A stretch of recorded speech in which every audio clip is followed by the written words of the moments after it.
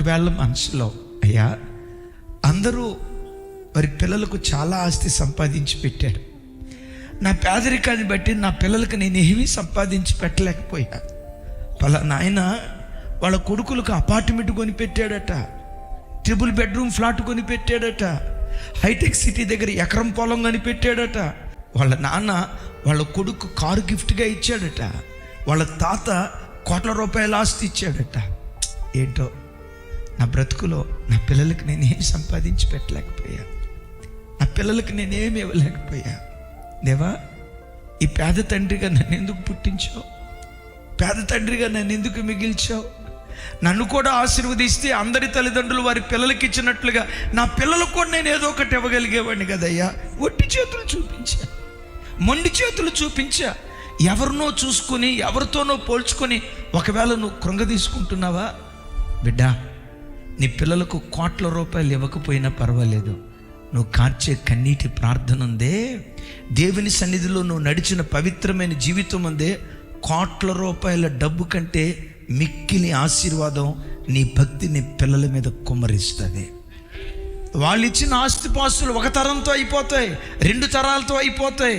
భక్తి సంబంధమైన ఆశీర్వాదం ఒక తరంతో అయిపోదు, 2 తరాలతో అయిపోదు, అమ్మా 3 తరాలతో అయిపోదు, 4 తరాలతో అయిపోదు.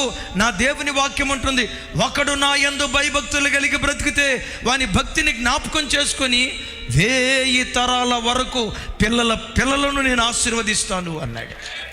తమ్ముడు, ఈ ఒక్క జీవితం నువ్వు దేవుని కొరకు బ్రతికితే, చెడు వ్యసనాల వైపు వెళ్లకుండా, లోకం వైపు వెళ్లకుండా, అపవిత్రత వైపు వెళ్లకుండా, చీకటి కార్యక్రమాల వైపు వెళ్లకుండా, దేవునికి ఆయాసకరమైన జీవితం వైపు వెళ్లకుండా, ఈ ఒక్క జీవితం నువ్వు దేవుని కొరకు జీవిస్తే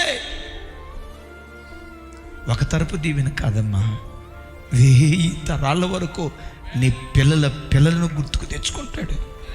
నేనంట ఆ ఆశీర్వాదం నీ పిల్లలు ఒడిలో వేసి నువ్వు చనిపోతే నువ్వు ఎంత ధన్యుడో కదా. ఎవరితోనూ పోల్చుకోకు.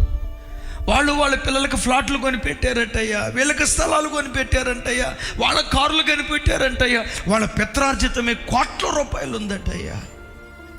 నా పిల్లలకి కోట్ల రూపాయలు ఇవ్వకలేకపోయినా అప్పు మిగిల్చానయ్యా. ఇలాంటి పేద తల్లిగా నన్ను ఎందుకు పుట్టించావు అని అనుకుంటున్నావా? ఇలాంటి పేద తండ్రిగా నన్ను ఎందుకు నిలవబెట్టావు అని అనుకుంటున్నావా?